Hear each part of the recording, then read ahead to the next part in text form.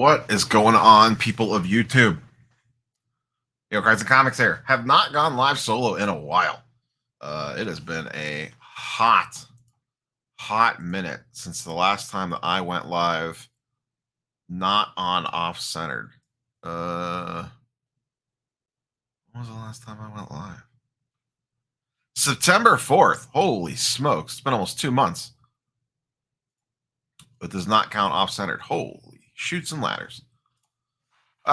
Just pop on chit chat for a little bit this morning. No particular topic. Not sure how many people will even pop in on a Saturday morning, but pretty much the only opportunity for me to do one of these recently is now. So the Ohio State game's on at noon. I can tell you right now, this stream will not be going past 11:57 a.m.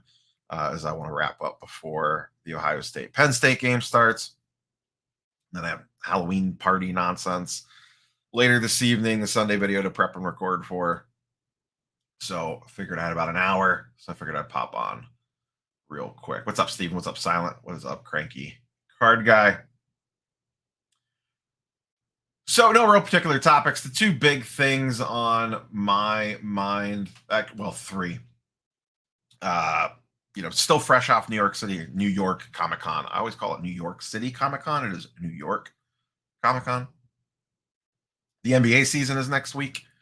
That has very quickly, I think, snuck up on a lot of people. And I'll probably do a full video on this on Monday or Tuesday. But Victor Wembanyama looks really good.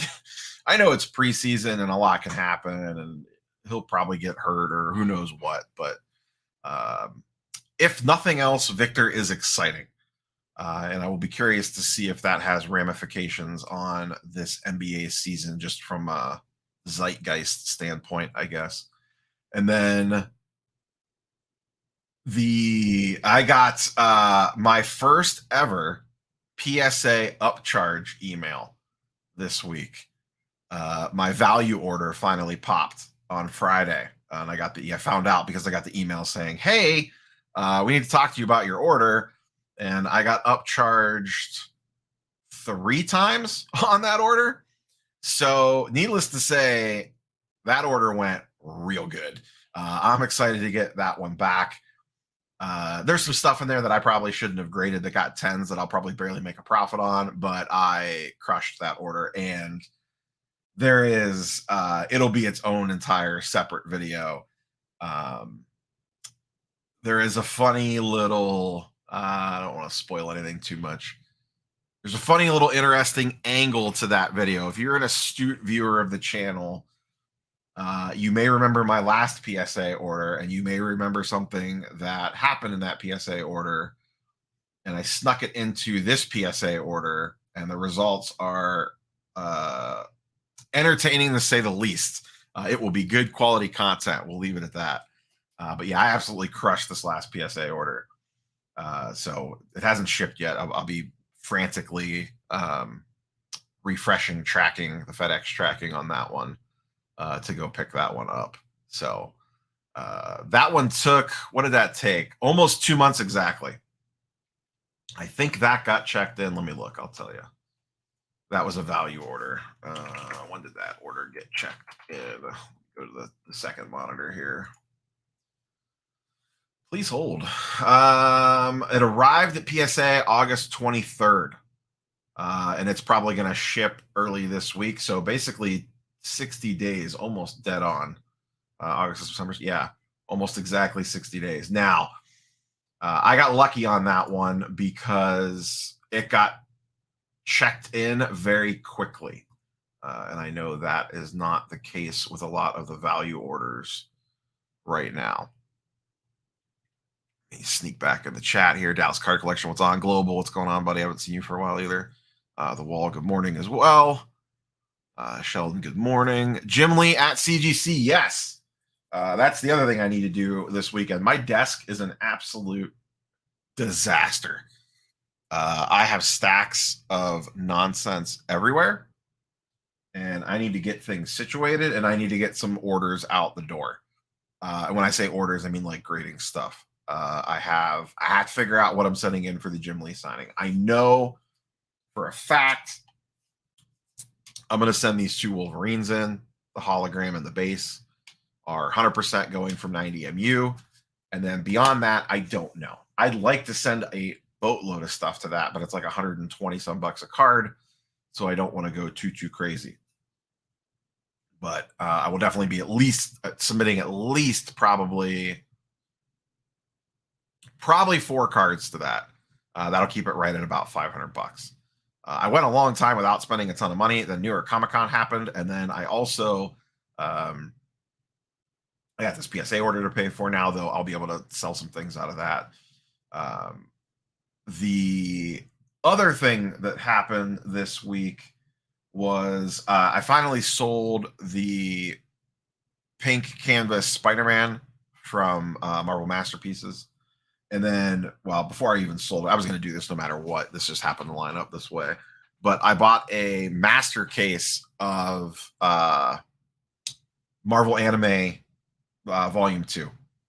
That'll be here middle of the week, next week, in addition to a box coming from Upper Deck. So you're probably going to see a lot of Marvel Anime box openings on the channel. I missed Marvel Anime Volume 1, and I regretted it immediately.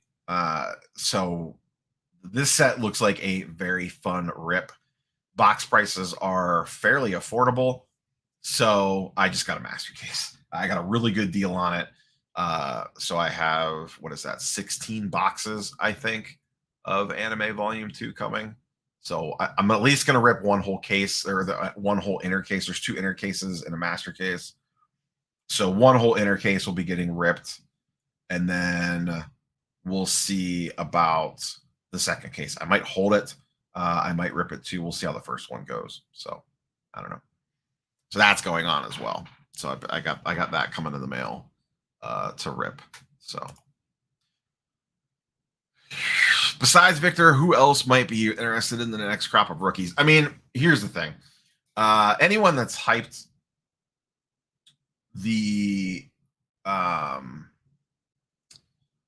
their prices are going to be too inflated right out the gate. It's the way that it is. Unless you're collecting for your PC because you like the player or the team or the card or whatever, do what you want to do.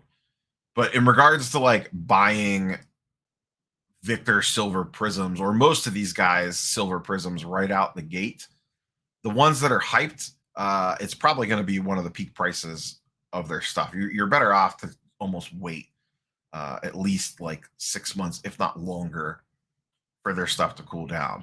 Now, what you can do is prospect on guys. So try to find guys that no one really cares about or no one really likes, or is just kind of like, don't know who they are. I actually have a guy in mind for this already that I will be kind of chasing. I'm not going to reveal who that is because I want to make sure I can get his stuff cheap. Think like the best example that I could give is like a few years ago, long term, this turned out to be a disaster, but in the short term, over the course of a year or so, it worked out really well for me. Kevin Porter Jr., the legendary KPJ, his stuff, when the 2019 class came out, the 2018 class came out, his stuff was, or wait, he was 2019. It was 2019. His stuff was dirt cheap. You could get his Silver Prisms for next to nothing. No one cared. No one cared about him. And as a Cavs fan, I just kind of knew the team, and he was getting a lot of hype in preseason, and just like the draft people were saying, like, oh, he could be potentially pretty entertaining. He scored really well, but he just didn't really have an opportunity to play. So I was buying his stuff like for nothing, and then he started to get a little bit of hype to him. He started playing well, and his stuff really took off. And I was buying his Silver Prisms like when they came out for like $5 a pop, and at one point in time I was selling them for like 25 to 50 a piece, I believe. I'd have to double check that, but I was buying slabs the whole 9 yards because I could buy a lot of his cards for dirt cheap. So if you could find someone like that your gut tells you, like, I really like this guy for whatever reason, a late first round pick, a second round pick, whatever, and sprinkle a little bit of cash in that. I think that's the better way to go than trying to buy like the Thompson twins, who I like. I like the Thompson twins. I've been drafting a ton of the Thompson twins in best ball leagues. Like I like the idea of them, but I'm not going to probably like the idea of their prices out the gate. And it's easier. We talk about this all the time. It's easier for a $5 card to go to a $25 card than it is for a $250 card to go to a $1,000 card. And if you miss, it doesn't hurt as much. I could buy, using the KPJ example again, I could have bought 10 of his silver prisms for $50 back in the day. If that whiffs, like, okay, cool, that card goes to like, I don't know, $2. So whatever. Whereas if I'm buying Victor in the hopes that he's going to the moon, I'm going to be paying a king's ransom, and the downside risk is super high. So if you're actually doing it to like buy to hold, I would target later round guys that you believe in, and you're not going to hit on all of them. You're going to miss on a lot of them. And then also timing the market. When those guys do get hot, don't get cute. You got to let it rip. And, maybe you hold one or two back. And that's what I did with KPJ. I had so much of his stuff that, he got hot with the Cavs. I sold a ton of it. Then his off the court nonsense happened and his stuff crashed. And I held on to a few things. And then he went to the Rockets and he had like a really good G League game. And I started digging his stuff back out. And then he got promoted up to the Rockets. And once again, the guy could score. He's a head case, but he could score. And that team sucked. So they gave him a ton of opportunity. He had like a 30 or 40-point game, like right out the get. And I sold. His prices immediately went back up. And I sold pretty much everything that I had. Now here we sit today and he's basically out of the league. So that's just an example. Is find, don't find the head case, but, you find someone that is off the radar that not everyone's talking about. Everyone's going to be talking about all the lottery picks and Victor. The angle on Victor is, and like I said, I'll probably do a full NBA, season thing on Monday or Tuesday. If Victor hits, it's not so much, I don't care so much about what his card prices do. Victor being really good and exciting, I shouldn't even say being really good, just Victor being exciting, I think would potentially be beneficial to basketball cards in general. And I'm not saying everything's going to go to the moon. Not at all. I mean, we're in a bad economy. The state of the card market is not great. But him just bringing excitement and eyeballs to the league would be a net positive. So that's kind of my angle on the Victor thing. And he looks, I've got a couple of his preseason games. I've watched a bunch of his highlights. Preseason wise, the dude looks like a freak of nature. We'll see what happens when the regular season actually starts, how much they play him. Can he hold up? There's a lot of questions still, but from a Instagram reel, Twitter, X, short video clip thing, the guy's exciting. So you need that. You need the rookie class to juice it. And this is a pretty deep rookie class. Like there is a lot of good guys in this class. And then also like working backwards, this is a big year for Paolo and last year's class. Last year's class was kind of weak from a top end perspective, but the Magic are getting a lot of hype. Paolo could have a really good year. He had a really good Team USA. And then going back the year before, like the 2021 class that I like so much, this is really like a make or break year for the 2021 guys. Evan Mobley needs to show something offensively. Scotty Barnes needs to show something offensively. What does Jalen Green become? Can Cade Cunningham bounce back? Like if do one of those guys kind of establish themselves as what we thought they were? Does Cade come out and play really, really well and bump his stuff back up? Does Evan Mobley find offense and bump his stuff up? Does Scotty Barnes get back to his rookie levels? Can the Rockets figure things out? And there's a lot of other guys in that 21 class too. But this class overall seems pretty good, this current class, with Victor, the Thompson twins, blanking on the other guys right now, but Brandon Miller, seems like a pretty deep class for 2023. Now there's going to be weird stuff with the product. There's not going to be Victor autos. When do we get this stuff? I think, did the first 2023 set come out already? Did hoops come out already? I don't remember. I have to check the release schedule. I'm so off kilter on everything with, I was on vacation for an entire week, the week in New York Comic Con. We were traveling and I was kind of purposely not checking anything. And I'm still kind of playing. It's amazing what happens when you kind of like, I'm taking a week off from social media for the most part. how long it kind of takes you to get like back in the swing of things. Like I still feel like I'm playing catch up from the week that I was off. So I don't know. Let me get caught back up on chat after I kind of pontificated there for a while.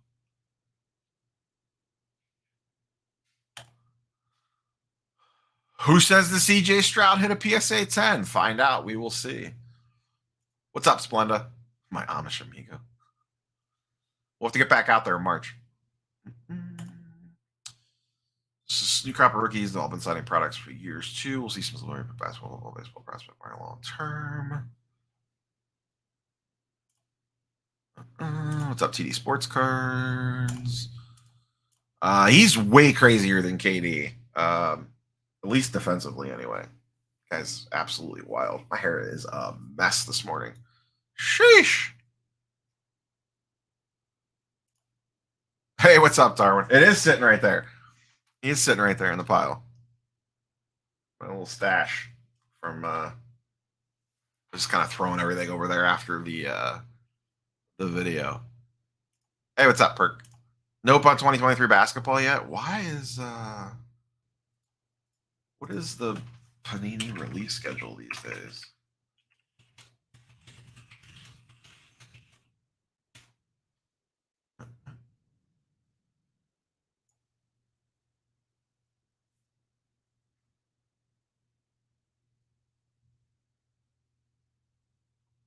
There's nothing there. When do we get the first 2023 thing?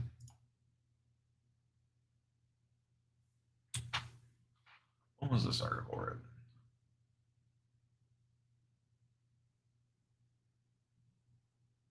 We should be getting what's always first? Hoops. Hoops is always first out the gate.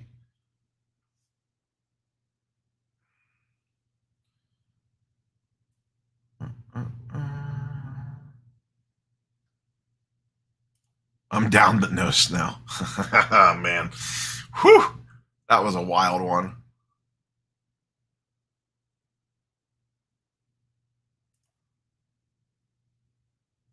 Yeah, stop stacking wax and start stacking guns and ammo.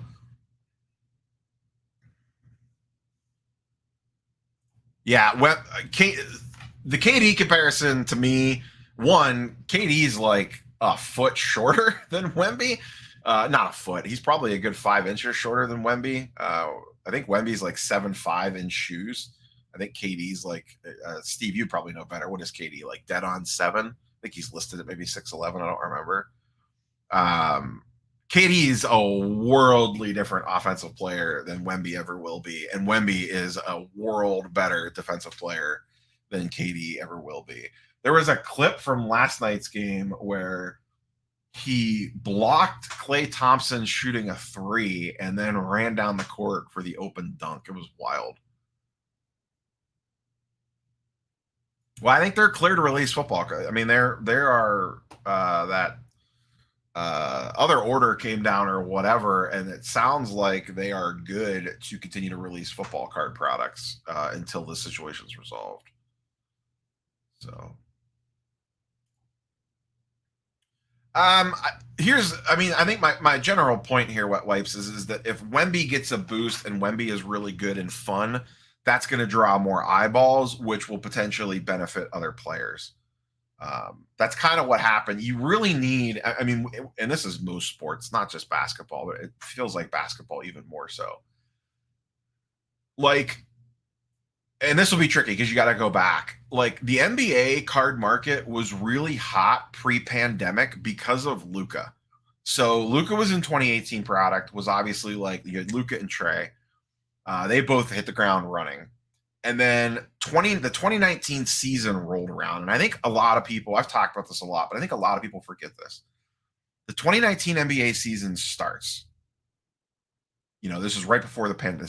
Would have been like, I don't know, 6 months before the pandemic. That October before the pandemic, the NBA season starts. Luka's sophomore season. And then you have John Zion as well that year as rookies. But you had 2018 product out already. Luka comes out the beginning of that season on fire. I think he was averaging like a triple double or close to it like the first month or two of the season. Like he was just putting up huge game after huge game after huge game. And his card prices went nuts, but it also drew a lot of attention to NBA in general because then people were caught up in the NBA excitement. And like I said, you had him, you had Trey, you had Ja, and you had Zion. So you had all this like all these young guys, everyone talking about them being the next greatest thing, this, that, the other thing. And this is all, and their card prices are continuing to climb. And this is once again, this is pre-pandemic. This is pre-boom, and then we get around to the beginning of the year, the pandemic happens, card prices crash and then immediately skyrocket to the moon shortly after the pandemic starts when everyone is stuck inside.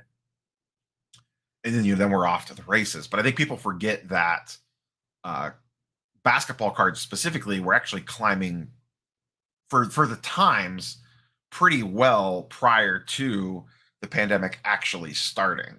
And then we kind of went through a little bit of a cold spell there. Like we had Ja and Zion, and they were the hot popular thing. And then we move on to what's the class after that? Is that Ant-Man and LaMelo? I'm not a LaMelo guy. I like Ant-Man.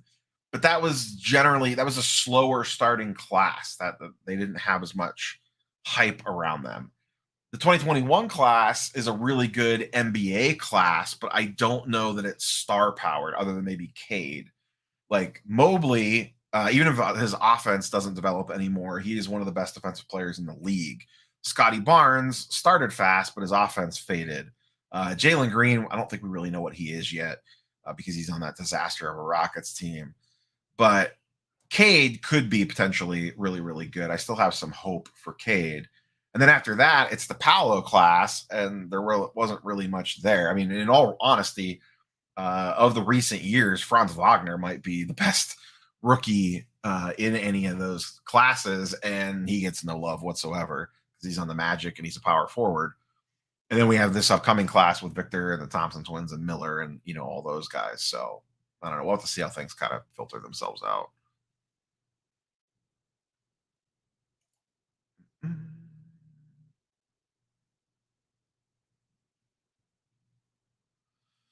Haven't submitted to PSA in a few months now. Just got my first tag order back. Oh no, Perk. The tag boys got you. Not overly impressed. Tough to nail down stuff to send in at $20 a card. I mean, I don't know. I have not deep dove this, so don't hold anything to me. I am not sure how their stuff comps.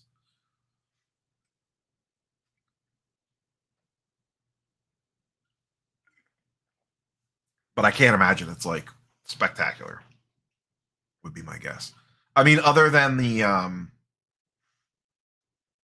secondary market prices is like what is drawing your not overly impressed comment? I guess I'd like a little bit more details on that. Is it just the resale value, or is there something else that you didn't like about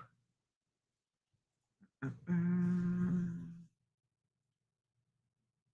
Yeah, I think you can even push that back one more, TD, to 2017. 2017, then you add in Tatum and Donovan Mitchell and a couple other guys from that class. So, don't sleep on the 2017 class either. And those guys are still pretty young. This actually blew my mind the other day. I forget what podcast I was listening to. It was probably one of the Ringer ones, or it might have been Zach Lowe. And they mentioned Tatum. And I think Tatum is 26 years old. It feels like I've been watching Jason Tatum play basketball for like 15 years. And the dude's only 26. That like I had to like stop for a second and I'm like, wait, he is only like 26. Holy smokes. Like it feels like he's been in the league for like legitimately like 12 or 15 years and he's 26 years old. Like he hasn't even hit and hashtag Tatum Green Prism owner. So bring out the pump. Like he hasn't even really hit his prime yet at 26. Most of these guys peak at 27 to 30, like is their prime. And the dude's only 26, and it feels like the story's been written on him already. It's kind of wild. Like, I don't know. That really like they threw his number out there and it just really made me stop and think for like a second. I'm like, wow, he is only that old. Wagner reminds me of, or Wagner reminds me of a Porzingis type player. I I think I like him better than Porzingis. I don't think he has the injury concerns that the Unicorn does, that the Zinger does.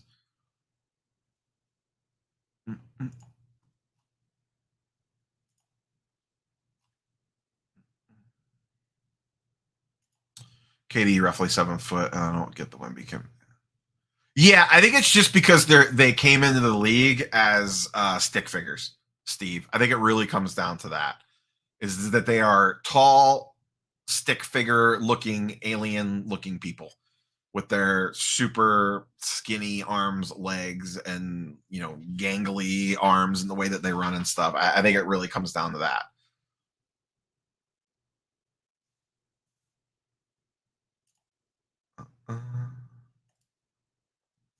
But yeah, I generally agree they are vastly different players from a skill set standpoint. Yeah, and I mean KD is no slouch on defense, but and Victor I don't think is going to be a slouch on offense. I mean Victor could be really good on offense just because if he could hit his threes, I don't know how you potentially guard him. Um I think like if you told me, all right, we know KD's career at this point, basically. I mean, KD's story is all but written. We know what he is. Maybe he adds another ring or so, whatever. But he's the injuries are starting to mount on KD a little bit. I have some concerns. If Victor Wembanyama, let's assume he hits like his 98th percentile, like he has a LeBron like career arc where he never really has any major injuries. He completely maxes out his potential. Everything goes about as well as it can go. In all honesty, he would probably have a better career than KD because he has the potential to be absolutely insane offensively. And he has the potential to be like the best defensive player ever. Um, in my opinion. And then, like I said, this is if like everything goes to perfection. And I don't know if that'll be the case, but when you just look at the stuff that he's doing already, it's absolutely wild. Now, can he maintain it? Does everything go correctly? I mean, there's a ton of what ifs with that, but his defensive and offensive potential are absolutely insane. KD, it was always about the offense, and he is good defensively. Victor could be insane defensively and extremely good offensively. Both look like Slender Man. As a Cavs fan, what's your read on the Mitchell trade noise? I mean, I'm not kind of surprised by it. I think they knew that they were getting into this boat once they made that agreement. My guess on how this goes is unless they absolutely crap the bed this year, which I don't see happening. I think they're going to be pretty good. I think this year goes along without a hitch, and then it's going to kind of come down to what happens in the playoffs. If they make the playoffs and they get bounced in the first round again, or they make the playoffs and get like swept in the second round and it doesn't go well, or the narrative's bad or whatever, or they miss the playoffs completely, anything like along those lines, then this coming summer, he will probably get traded. To where and to who and to when, I don't know. If this season goes well, let's say they somehow get to the Eastern Conference Finals and it's a pretty decent series and they lose to Boston, Milwaukee, Philly, whoever, and they don't make the NBA Finals, but like the vibes are good, for lack of a better term, then I could see him re-signing here. But I think it's a 50-50 shot. It's going to come down to how this season goes, and we'll see what happens. But I think that's how it's. I don't think he gets traded this year unless things go real bad. And that's all right. I like, once again, I think we kind of all knew what we were getting into when that deal was made. So I'm all right with it. And if they trade him like this off season, he would have a year left on his contract. They should be able to get a pretty good return back for him. So you could replace some of the assets that you gave up for him in the first place. And the thing about the Cavs, which gives them kind of an edge in this situation, is like even if they trade Mitchell in the summer, you're going to get good stuff back for him and the team's still going to be good. So you're not at like a threat that the picks that the Jazz have are immediately going to be like top 5 lottery picks. Because even if they lose Mitchell tomorrow, you still have Garland and Mobley. And just having Garland and Mobley alone on good long-term contracts, like those two aren't going anywhere for a while. Like Mobley's still on his rookie scale deal. He's about to get extended. Garland's got his extension. Like those guys are locked in for a while. And then you got all the pieces around them. So if you have to trade Mitchell, you swap him out. You get a lesser 2 guard back, maybe an upgrade at the wing, some picks, whatever. I think if anything, if they're going to trade someone this year, I could potentially see Jared Allen getting flipped for something to make the team better, or maybe they roll it out with this season and see what happens and they move him in the offseason. That's another move that they can make. But as long as the Cavs have Garland and Mobley and other things, they will be at least relevant. They might not be top 4 in the East relevant, but they will be like at minimum a play-in team just with Garland and Mobley by themselves. So, but you'll get a good return back for Mitchell. You might not get back everything that you gave up, but you'll get a decent return back for him, even if you trade him this offseason. So I think that's how it's going to go. Ooh. Yeah, I don't know about another 4 to 6 years out of KD. I don't know. Splenda could comment in on that one. He's the KD homer. I just think that the injuries are really mounting up on him. And I don't know that he could put together full seasons anymore. Now, if you tell me that he's going to play 50 games a year and then we'll kind of see on the playoffs, sure, but his body just seems to kind of be falling apart underneath him, which is not, he's a ton of miles on him. He's a big dude. That's a lot of wear and tear on that sort of frame. I put my retirement fund in Anthony Bennett cards. If you put your retirement fund in Anthony Bennett cards, you must not have a very big retirement fund because people will pay you to take Anthony Bennett cards.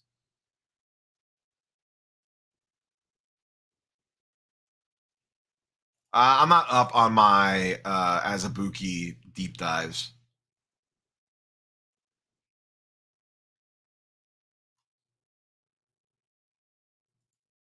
Mitchell, the best Cav ever? No. I mean, LeBron was better. Kyrie was better. Yeah, I figured I'd pop on for a little bit before that game started. I got nothing better going on. I am so out of tune with what's going on in baseball. It's crazy.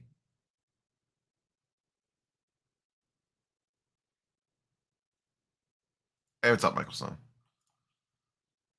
Vintage card collector. Thoughts on Joker prices right now? I haven't checked in on Joker prices, so I can't I don't remember exactly where he's at in regards to his prices. They are probably still the best team in the West, in my opinion, and have a decent shot to at least make the NBA Finals again.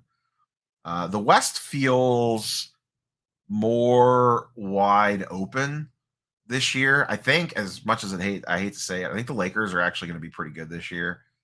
I think the Lakers and the Nuggets are probably the 2 best teams in the West. I don't know what to make of Golden State with Chris Paul being there now and like Draymond's already hurt. Like on paper, Golden State should be really good, but they feel like another team kind of like KD where things are kind of starting to fall apart a little bit just with like just the age curve. Age is undefeated. Father Time is undefeated. And the Warriors are definitely starting to kind of head down that path. Steph's still really, really good. Don't get me wrong, but those guys keep missing more and more time. Yeah, we'll see how it goes. I'm no college football expert. I watch Ohio State on occasion. Um, so I'm not going to sit here and like break down game tape and tell you who's going to win. I have no idea. I think Ohio State should win, but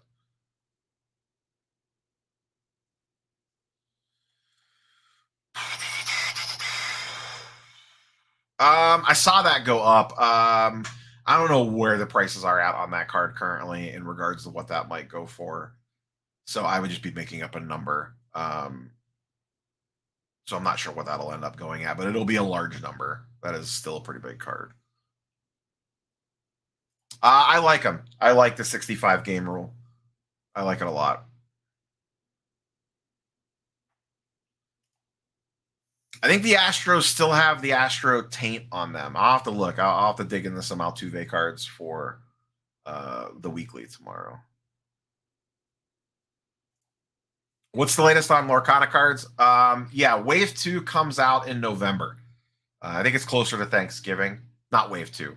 Set 2 comes out in November. There's supposed to be another small restock wave hitting in October, but no one seems to have seen it yet. Booster box prices are still sitting strong at about $350. I just looked yesterday, actually. I sold both of mine. I had 2 booster boxes of Lorcana sealed that I got from Best Buy pre-order. I sold the pair for, I think I paid like $300 for them. I sold the pair for like $650 shipped, so I doubled my money on that. I'm worried. A couple things in regards to booster boxes for set 1. I'm slightly concerned about how much are they going to print it? How good is the game actually? And to me, the biggest thing that they screwed up is the way they made the boxes. They are not cellophane wrapped. It's very easy to slide packs in and out of them. From a long-term hold perspective, that just seems like a massive headache I did not want to deal with. So I took the profit and run. T-Wolves should be fun. I think this is going to be a big Ant Edwards season.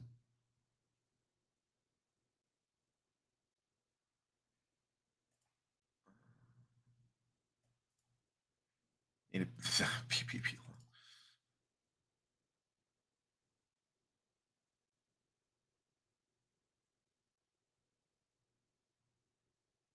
Yeah, that sounds about right.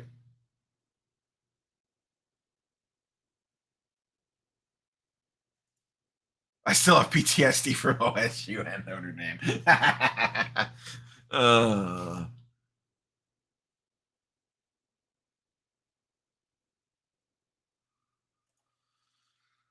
Tag slabs aren't quite as impressive in hand as I expected. CGC is right there with them. IMO resale value on both is weak. Mind-boggling that SGC hasn't upgraded to a similar holder. Peter, I love you. I love everything that you do down there. Please upgrade your slab. Just steal CGC slab, make it your own. Make the plastic black if you have to. Make it shadowed. I don't grade out. I don't care. If SGC had better slabs, it would just make a world of difference for them. Just some things do not look good in the tucks. I hate the size of the SGC slab. I hate the way it feels in hand. I know some people really like it. I've never wavered in this since the first time I've ever held an SGC slab. I love everything about that company except for the slab. I love the way Peter runs it. I love the marketing stuff that they do. I love their customer service. I love their turnaround times. Their pricing's really good right now. I just cannot get past the slab. I just can't do it. And I think a lot of people have that issue. I think a lot of people really do.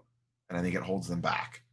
I'm sure, trust me, if I know Peter, he has slab designs probably laying around all over his office in a desk drawer that they are trying to figure something out. I think it's just tough to make a switch like that. It's a massive change. I hope they do. I hope they move to something else. I love the CGC slab. And CGC right now, they're actually falling behind. Like, they're slow right now. I sent them a 10-card order with those Otani Ellie De La Cruz cards to chase pristine 10s, and the thought was to get them back fast and get them on the market fast. And that was a 20-day turnaround time when I sent it. I'm at 20 days right now. They're still in grading, and they have changed.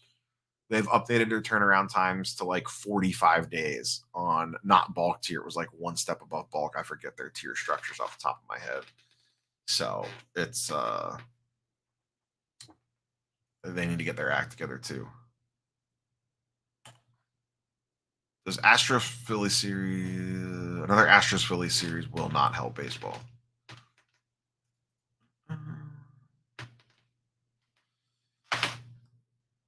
Any plans to attend the big San Diego Comic Con? I would like to go to San Diego Comic Con at one point in time. The problem is the travel to the West Coast is rough, and that would be very, very expensive. Um, the thing about New York Comic Con is we could drive it, so that just gives us more options. It's like a 6.5 hour drive to New York City from Ohio, and it's a very easy drive. So that frees you up to do a bunch of stuff that you can't normally do. Like this time around, we extended that into a full vacation. We went up to New England for a couple days beforehand, Vermont, New Hampshire, stopped at some places in New York, like upstate, and then made a circle and came back through. So you can just gives you more flexibility for that. And I don't know, San Diego Comic Con obviously has like the Hall H stuff and all the big announcements and things like that. But other than that, New York Comic Con's kind of right there with it in terms of scope. I know it's not as big, but it's still pretty damn big. And I don't know that I want to wait in line 5 hours for a Hall H panel anyway. So my lean is just to continue to attend New York Comic Con and not go to San Diego. I would like to go to one once just to say that I went, but it's just tricky.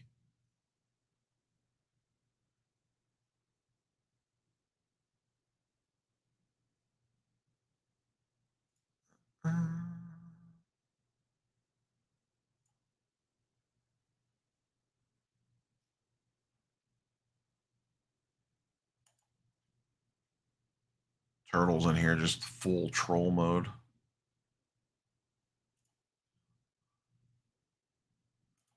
Who's your sleepers in the East and West this year? I'll swing back to this in a second. That drive across Pennsylvania and can be a bore, but it is an easy drive. Yeah, yes, it is not exciting. Well, actually, this time of year, it's actually not that bad because you go through the mountains and you actually get like fall color and stuff. Like it's not like driving to Chicago where you're just driving across Indiana, Ohio, and Illinois, and you're just looking at cornfields, like flat cornfields for 6 hours. Like at least there's a little bit of scenery cutting across Pennsylvania for most of it, but it is an easy drive. Like 80 across PA, you're not going through any major metropolitan areas, so you don't really have to worry about like rush hours or traffic or anything like that. It's a little annoying because it's only 2 lanes, so you get the semis passing each other and all those annoyances. But generally speaking, it is a fairly mindless drive. That's why we like going to Heroes Con actually as well in Charlotte. Charlotte from Ohio, also a very easy drive. You get on 77 South and stay on it the entire way. And from Ohio to Charlotte on 77 South is nothing. You go through the mountains of West Virginia and Virginia, and that's about it. Once again, no major metropolitan areas, no rush hours, no traffic. It's a very smooth, easy 6 hours to get down there. You don't have to worry about unless there's a wreck or something. Which actually coming home, 80 was closed. It caused us like an hour delay because we had to get off and go around a bunch of back roads, which was annoying. But my two sleepers in the East, which is not this is the most trendy thing ever, is the Pacers and the Magic. I really like both those teams this year.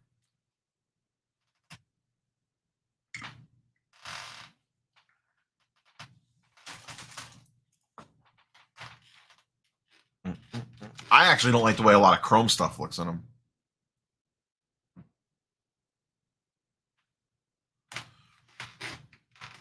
I would get into some Facebook groups, Sean. A lot of that stuff never hits public market. Like you got to be inside like Star Wars collectible Facebook groups.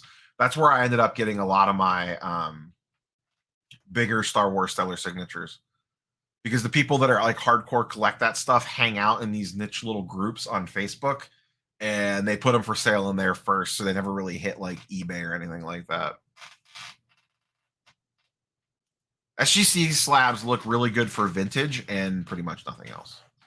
Sorry, it's all right, Turtles. You're just having a little fun.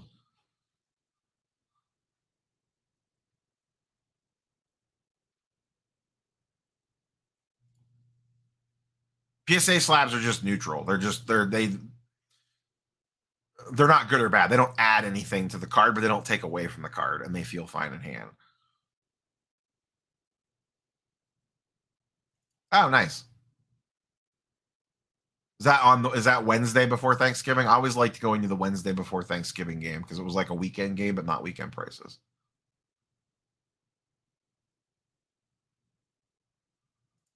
Uh-oh. It's a dangerous path. I've been to Asheville before. We went a couple years ago. I was not impressed, honestly. It was fine. It's the I don't know. It's just not my vibe. We had really good pizza in Asheville. I forget what the name of the place was called. Blue Mountain something, I think, was really, really good. And we had really good breakfast at Biscuit Head. Beyond that, I don't ever need to go back to Asheville. It's fine. I'm not a brewery guy. That's probably part of it.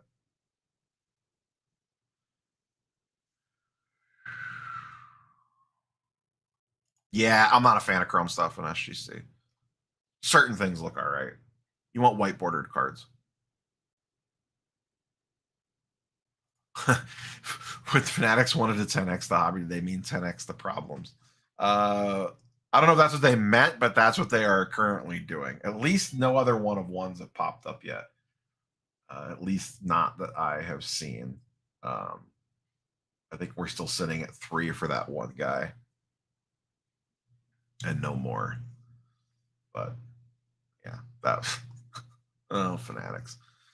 What are you gonna do with them? We're stuck with them now. We are stuck with them now. I'm surprised we haven't had any more legal updates.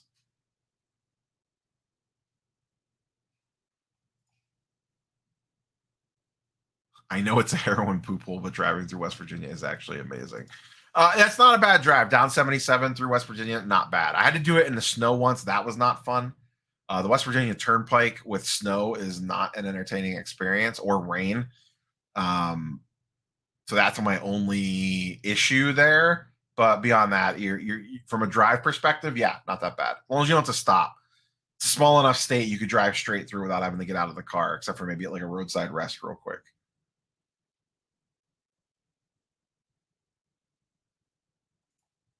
I did not see that one. I'll have to look that one up. I generally speaking, my general rule of thumb is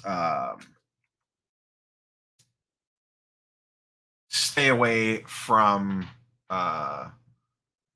shiny Star Wars. I do not like shiny Star Wars. I basically just stick with autographs.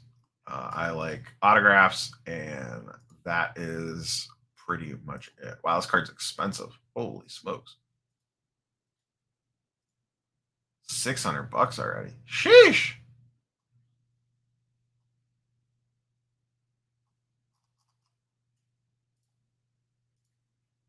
But yeah, when it comes to Star Wars, I just like to stick to the autos, specifically Stellar, as much as possible.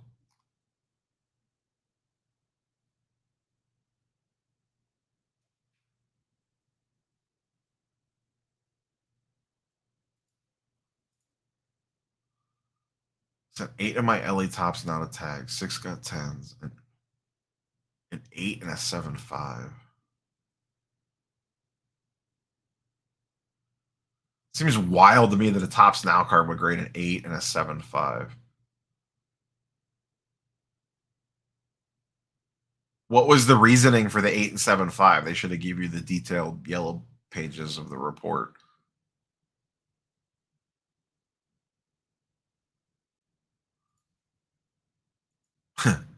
It wasn't. I don't even vibes the right word. Just the way the city's laid out, traffic, driving around, like everything was a headache. I swore a lot that trip.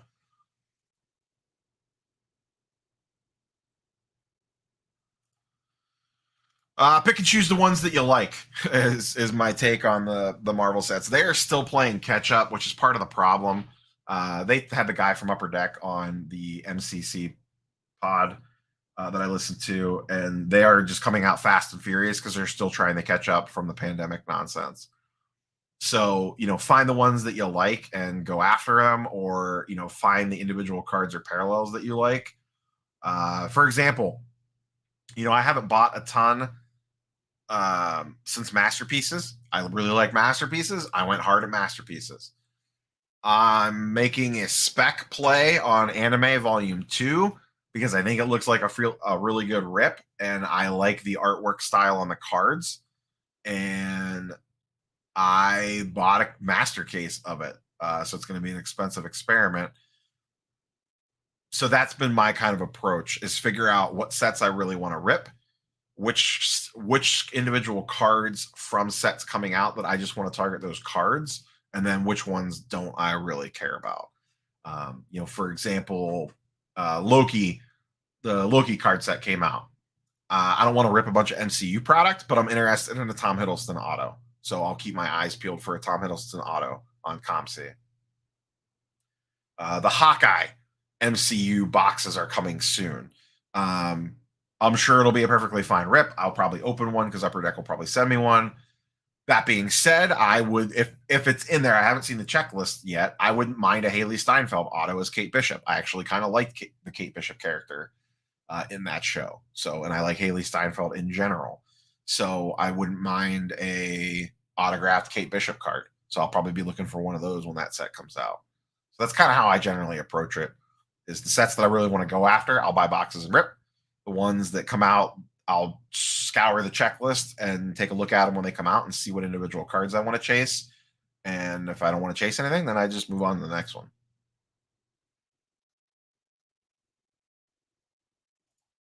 Woof. That sounds terrible.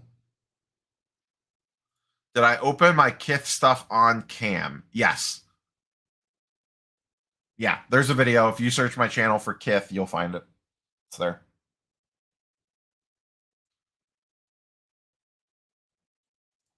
Zero turtles. We did go to the Biltmore while we were in Asheville. Biltmore was cool. Kind of expensive, but cool grounds. We spent like half a day there, I think. That was the primary reason we went there. We did a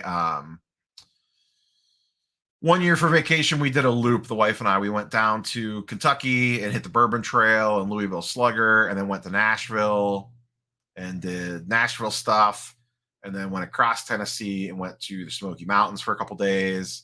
And then went to Asheville and stopped at Biltmore and did Asheville stuff, and then rode the Blue Ridge Parkway for a little bit and made a big loop and came home. That was when we do that, 2018, I think. We did that fall of 2018. We went late October, but leaves hadn't changed yet. It was still hot as hell outside. It was one of those weird weather years.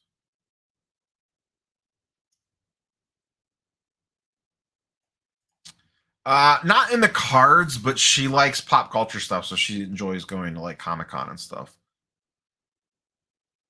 Like she can really give two shits about the National other than getting Chicago pizza. But she likes going to New York Comic Con.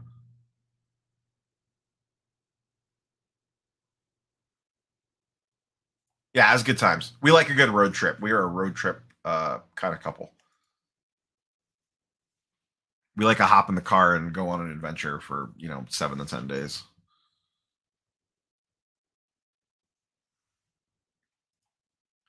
SGC where antique cards look okay in an antique hole.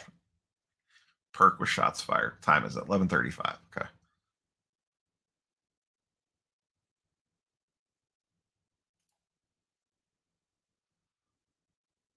I just think they feel cheap, Steve.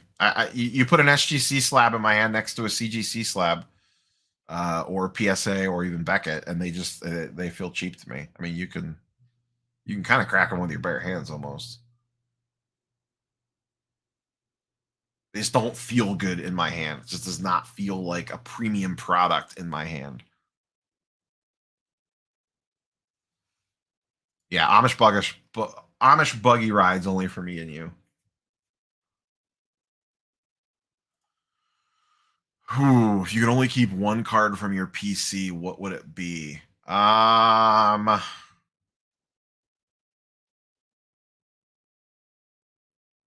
Do I get one sports card, one non-sports card, or just one card, period?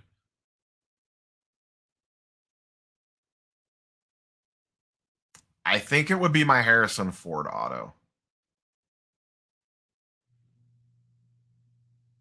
I think that would be my one.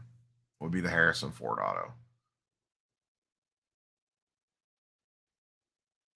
I'm trying to. Oh, sports card wise. That one's actually trickier because I am less attached to the sports cards than I am the non-sports cards, to be honest. Comic books, it would either be my Hulk 181 or my giant size X-Men one. I don't know which one. Probably be the Hulk 181 would be the one that I keep.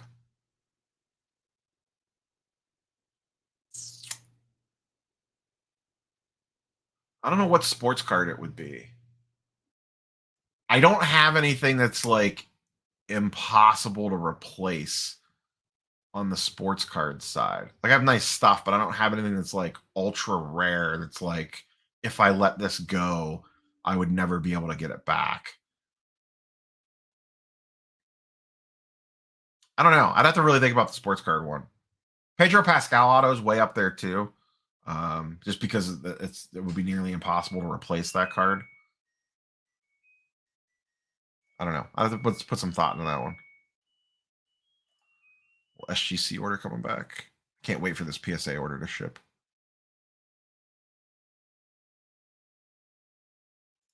They're milk toast. uh,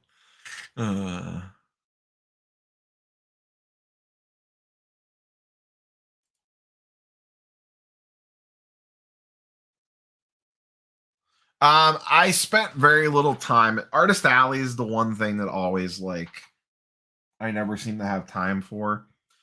And to be honest, it's Artist Alley, though it is a much smaller section of the show, is very overwhelming. I feel like you have to really know like what you're looking for or who you're looking for to effectively execute Artist Alley. And every time I went down there, it was absolutely packed, and I could barely walk around at New York Comic Con. Why not both? I mean, I don't think it's a this or that. I need it to shrink down a little bit. It can't be bigger than a Beckett slab. That's just like inexcusable at this point. There's no reason for it to be that large. But generally speaking, I would want material quality.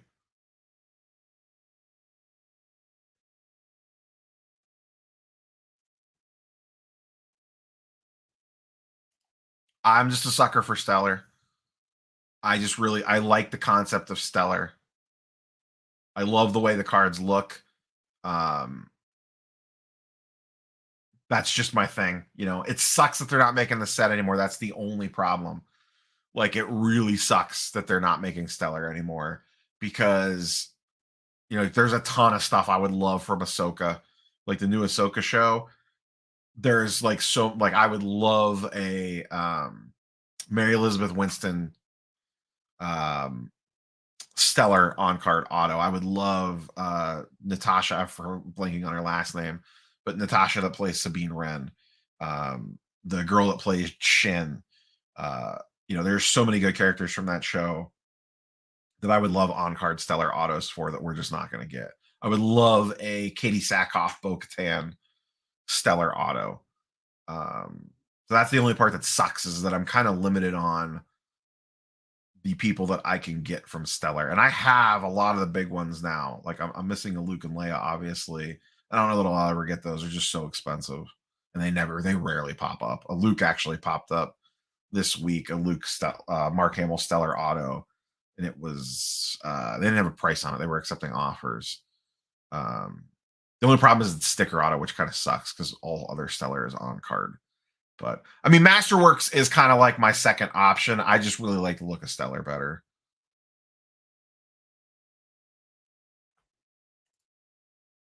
You should crack those and send them to PSA just for shits and giggles.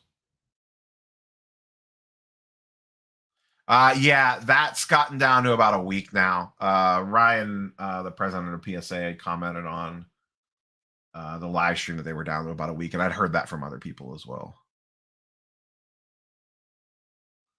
I wanted to do the Peach Momoko signing, but she sold out of slots before I got through the queue. And then the other thing that I kind of kicked myself for, she did a Peach did a $500, or you can enter a raffle, and I might not even won the raffle. You can enter the raffle for a chance to buy a $500 commission work and pick up at NYCC. And I'm kicking myself for not entering it. So I'm just telling myself that I entered it and I didn't win.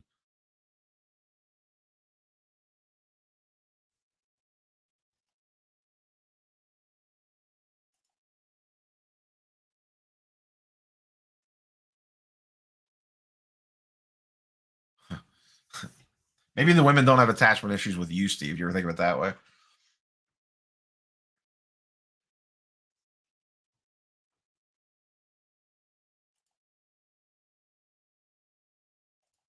Oh, that's cool. I really like Peach's artwork. Big fan of Peach. I mentioned it to them, but they kind of danced around it. I was actually worried that which not because they're running behind. I was worried my CGC order was going to pop while I was on vacation. My PSA order came back while I was on vacation. I had it redirected.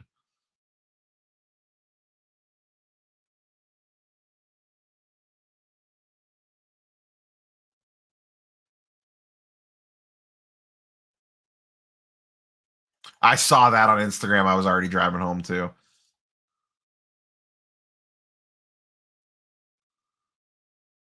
Possible, but they're replaceable. Oh goodness. Oh, Splenda, what are we gonna do with you?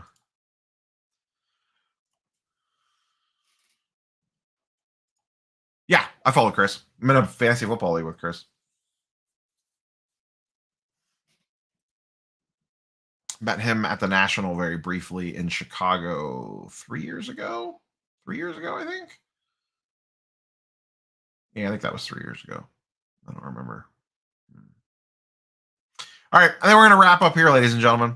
Caught up on chat, and Ohio State, Penn State starts in about 15 minutes. So I'm going to wrap up, go make myself a sandwich, and settle in for whatever this ends up being.